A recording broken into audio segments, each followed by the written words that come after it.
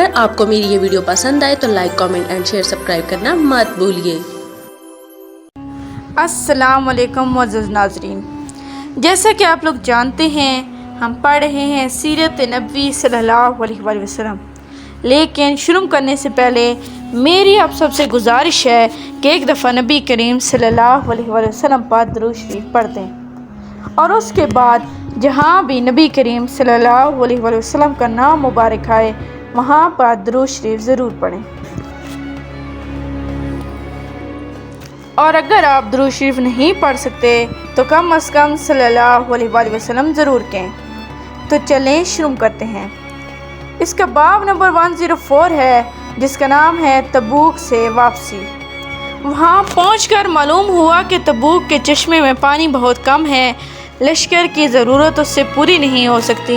हज़रत सल्लल्लाहु अलैहि वसल्लम ने इसमें से अपने दस्त मुबारक में पानी लिया और उसको मुंह में लेकर वापस चश्मे के दहाने पर कुली कर दी। चश्मा उसी वक्त उबलने लगा और पूरा भर गया। इस तरह सबने पानी से सराबी हासिल की। ये इलाका उस वक्त बिल्कुल बंजर था। इस मौके पर नबी करीम सल्लल्लाहु अलैहि वसल्लम ने हज़रत मुआज़ रज़ियल्लाहु तआला अन्हु से इरशाद फरमाया, ए मुआज़, अगर तुम्हारी उम्मत ने वफा की तो तुम देखोगे कि ये इलाका बागो बहार बन जाएगा, यानी गिरदशो पेश की ये ज़मीन बागात वाली नज़र आएगी। मौरख उलामा बिन अब्दुल बर अंदलसी लिखते हैं कि मैंने वो इलाका देखा था, तमाम का तमाम बागात से भरा हुआ था।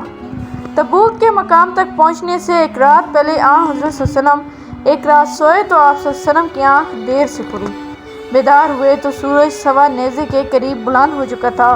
इससे पहले रात को आप सल्लल्लाहु अलैहि वसल्लम ने बिलाल रज़ियल्लाहु तआला अन्हु को जाकर निगरानी करने और फजर के वक्त उठाने का हुक्म दिया था। हज़रत बिलाल रज़ियल्लाहु तआला अन्हु टेक लगा कर बैठ गए थे। इत्तफाक से उनकी भी आँख लग गई थी और वो भी सोते रह गए। इस तरह नमाज का वक्त निकल गया। हज़रत सल्लल्लाहु अलैहि वसल्लम ने हज़रत बिलाल रज़ियल्लाहु तआला अन्हु से फरमाया, क्या मैंने तुमसे नहीं कहा था कि हमें फजर के वक्त जगा देना? जवाब में हज़रत बिलाल रज़ियल्लाहु तआला अन्हु ने अर्ज़ किया, ए अल्लाह के रसूल, जिस चीज़ ने आपको गाफिल कर दिया उसी ने मुझे भी गाफिल कर दिया, यानी मुझे भी नींद आ गई थी। आप सल्लल्लाहु अलैहि वसल्लम ने वहाँ से पड़ाव उठाने का हुक्म फरमाया और उसके बाद फजर की नमाज अदा की गई, यानी ये कज़ा नमाज थी। तबूक के सफ़र के दौरान एक जगह फिर पानी ख़त्म हो गया। हज़रत सल्लल्लाहु अलैहि वसल्लम को ये बात बताई गई तो आप सल्लल्लाहु अलैहि वसल्लम ने हज़रत अली और हज़रत ज़ुबैर रज़ियल्लाहु तआला अन्हुम को हुक्म दिया कहीं से पानी तलाश करके लाओ। ये दोनों हजरात वहाँ से चल कर रास्ते पर आ बैठे। जल्द ही उन्होंने दूर से एक बूढ़ी औरत को आते देखा। वो ऊँट पर सवार थी। उसने पाँव दोनों तरफ लटकाए रखे थे और मशकीज़ों में पानी भर रखा था। उन्होंने उससे पानी मांगा। इस पर वो बोली, मैं और मेरे घर वाले तुमसे ज़्यादा पानी के ज़रूरतमंद हैं, मेरे बच्चे यतीम हैं। इस पर उन्होंने कहा, तुम पानी समेत हमारे साथ रसूलुल्लाह सल्लल्लाहु अलैहि वसल्लम के पास चलो। ये सुनकर वो बोली, कौन रसूलुल्लाह? वो जादूगर जिनको बेदीन कहा जाता है। फिर तो यही बेहतर है कि मैं उनके पास ना जाऊँ। इसका जवाब सुनकर हज़रत अली और हज़रत ज़ुबैर रज़ियल्लाहु तआला अन्हु से ज़बरदस्ती हज़रत सल्लल्लाहु अलैहि वसल्लम के पास ले आए। हज़ूर अकरम सल्लल्लाहु अलैहि वसल्लम ने जब उन्हें इस बुढ़िया को इस तरफ लाते देखा तो उनसे फरमाया, इसे छोड़ दो। फिर उससे इरशाद फरमाया, क्या तुम हमें अपने पानी को इस्तेमाल करने की इजाज़त दोगी? तुम्हारा पानी जूँ का जूँ जितना तुम ले कर आई हो इतना ही महफूज रहेगा। बुढ़िया बोली, ठीक है। अब हज़रत सल्लल्लाहु अलैहि वसल्लम ने हज़रत अबू कतादा रज़ियल्लाहु तआला अन्हु से फरमाया, एक बर्तन ले आओ। वो बर्तन ले आया। आप सल्लल्लाहु अलैहि वसल्लम ने इस औरत का मशकीज़ा खोला और उस बर्तन में थोड़ा सा पानी लिया। फिर आप सल्लल्लाहु अलैहि वसल्लम ने अपने दस्त मुबारक इसमें डाल दिए। लोगों से फरमाया, मेरे करीब आ जाओ और पानी लेना शुरू कर दो। सहाबा इकराम रज़ियल्लाहु तआला अन्हु ने देखा कि पानी इस बर्तन में चश्मे की तरह उबल रहा था। यूँ लगता था जैसे आप सल्लल्लाहु अलैहि वसल्लम की उंगलियों से निकल रहा हो। सब इस बर्तन से पानी लेने लगे, पानी पीने लगे, अपने जानवरों को पिलाने लगे। फिर उन्होंने अपने खाली बर्तन भर लिए, यहाँ तक कि तमाम जानवर सैराब हो गए। तमाम बर्तन भर गए और पानी इस बर्तन में उसी तरह जोश मार रहा था। अब आप सल्लल्लाहु अलैहि वसल्लम ने वो पानी वापस उस औरत के मशकीज़े में डाल दिया और उसका मुंह बंद करने के बाद फरमाया, तुम लोगों के पास जो कुछ हो ले आओ। आप सल्लल्लाहु अलैहि वसल्लम ने कपड़ा बिछा दिया। सहाबा इकराम उसके लिए गोश्त और खजूर वगैरह ले आए। आप सल्लल्लाहु अलैहि वसल्लम ने वो सब उसे देखकर फरमाया, ہم نے تمہارے پانی میں سے کچھ نہیں لیا، یہ سب چیزیں لے جو اور اپنے یتیم بچوں کو کھلا دینا۔ عورت حیرت زدہ ہو گئی، اس نے یہ سارا منظر اپنی آنکھوں سے دیکھا تھا، ایسا منظر اس نے زندگی میں کبھی نہیں دیکھا تھا۔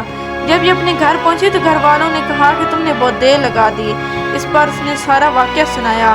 اس بستی کے لوگوں کو بھی اس واقعے کا علم ہو گیا۔ آخر یہ بڑھیا بستی کے لوگوں کے ساتھ حضرت صلی اللہ علیہ وسلم کی خدمت میں حاضر ہوئی۔ اس نے اور اس کے قبیلے والوں نے حضرت صلی اللہ علیہ وسلم کے ہاتھ پر کلمہ پڑھا۔ غزوہ تبوک پر ایک موقع پر کھانے کے سامان ختم ہو گیا۔ حالت یہاں تک پہنچی کہ کھجور مل جاتی تو یہ ایک پوری جماعت لے کر بیٹھ جاتی، پھر سب باری باری سے چوستے اور دوسروں کی طرف بڑھا دیتے۔ آخر لوگوں نے عرض کیا اگر آپ اجازت دیں تو ہم اپنی اونٹ کو ذبح کر کے کھا لیں۔ اس پر حضرت عمر فاروق رضی اللہ تعالیٰ عنہ نے کہا اے اللہ کے رسول، اگر آپ نے یہ اجازت دے دی تو سواری کے جانور ختم ہو جائیں گے۔ آپ ان سے فرما دیجئے کہ جس کے پاس بھی کوئی بچی ہوئی چیز ہے وہ لے آئے، پھر آپ اس خوراک میں برکت کی دعا کریں۔ چنانچہ ایسا ہی کیا گیا۔ ایک کپڑا بچھایا گیا، جس کے پاس کوئی چیز تھی وہ لے آیا۔ جب سب چیزیں کپڑے پر جمع ہو گئی تو آپ صلی اللہ علیہ وسلم نے ان میں برکت کی دعا کی اور فرمایا اب تم لوگ اپنے اپنے برتن اس خوراک سے بھر لو۔ پھر سب اپنے برتن بھرنے لگے۔ سب نے خوب سیر ہو کر کھانا کھایا اور برتن بھی بھرے۔ پورے لشکر میں کوئی برتن ایسا نہ رہا جو بھر نہ لیا گیا ہو۔ تبوک کے مقام پر پہنچ کر حضرت صلی اللہ علیہ وسلم 10-15 دن ٹھہرے۔ رومی چونکہ اسلامی لشکر سے خوفزدہ ہو گئے تھے اس لیے مقابلے پر نہ آئے اور اس طرح تبوک کے مقام پر جنگ نہ ہو سکے۔ اسی دوران آپ صلی اللہ علیہ وسلم قصر نمازیں پڑھتے رہے، یعنی مسافر کی نمازیں، جس میں ظہر، عصر اور عشاء کی فرض نمازوں میں 4 رکعت کی 2 رکعتیں ادا کی جاتی ہیں۔ آخر تبوک سے واپسی کا سفر شروع ہوا۔ راستے میں چند منافقوں حضور صلی اللہ علیہ وسلم کو کھائی میں دکھا کر قتل کرنے کی سازش کی، لیکن ان کی سازش اللہ تعالیٰ نے آپ صلی اللہ علیہ وسلم کو وحی کے ذریعے خبر دے دی۔ اس طرح ان کی سازش ناکام ہوئی۔ مدینہ منورہ کا سفر ابھی 1 دن کا باقی تھا اور اسلامی لشکر ذیوان کے مقام پر پڑاؤ ڈالے ہوا تھا کہ اللہ تعالیٰ کی طرف سے حکم نازل ہوا کہ مسجد زرار کو گرا دیں۔ یہ مسجد منافقوں نے بنائی تھی، وہ اس مسجد کو اپنی سازشوں کا مرکز بنانا چاہتے تھے۔ جس وقت حضور اکرم صلی اللہ علیہ وسلم تبوک کے لیے روانہ ہوئے تھے وہ اس مسجد کے پاس سے گزرے تھے، تب ان منافقوں نے آپ صلی اللہ علیہ وسلم سے اس مسجد میں 2 رکعت ادا کرنے کی درخواست کی تھی۔ اس وقت آپ صلی اللہ علیہ وسلم نے ارشاد فرمایا تھا کہ واپسی پر پڑھوں گا، لیکن واپسی پر اللہ تعالیٰ نے ان کی سازش سے باخبر کر دیا تھا۔ چنانچہ حضور اکرم صلی اللہ علیہ وسلم نے صحابہ کرام کو حکم دیا اس مسجد میں جاؤ، جن لوگوں نے وہ مسجد بنائی ہے ان کی آنکھوں کے سامنے اس کو آگ لگا کر گرا دو۔ اس مسجد کو بنانے والے بڑے ظالم لوگ ہیں۔ چنانچہ صحابہ نے حکم کی تعمیل کی۔ مغرب اور عشاء کے درمیان وقت میں ایسا کیا گیا تو مسجد کو بالکل زمین کے برابر کر دیا گیا۔ جب حضور اکرم صلی اللہ علیہ وسلم کے لشکر کے ساتھ مدینہ منورہ میں داخل ہوئے تو فرمایا یہ شہر پاکیزہ اور پرسکون ہے، میرے پروردگار نے اس کو آباد کیا ہے۔ یہ شہر اپنے باشندوں کے میل کچیل کو اس طرح نکال دیتا ہے جس طرح لوہار کی بٹی لوہے کی میل کچیل کو دور کر کے صاف کر دیتی ہے۔ پھر احد کے پہاڑ کے لیے فرمایا یہ احد کا پہاڑ ہے، یہ پہاڑ ہم سے محبت کرتا ہے اور ہم بھی اس سے محبت کرتے ہیں۔ اس سفر میں جانے سے کچھ لوگوں نے جی چرایا تھا۔ مدینہ منورہ میں داخل ہوتے ہی حضور اکرم صلی اللہ علیہ وسلم نے حکم دیا جب تک میں حکم نہ دوں تم اس وقت تک ان لوگوں سے نہ بولنا نہ ان کے ساتھ اٹھنا بیٹھنا۔ اب تک کے لیے اتنا ہی، ملتے ہیں اگلے باب میں، تب تک کے لیے اللہ حافظ۔ Please like, subscribe and share our channel and press the bell icon for more videos.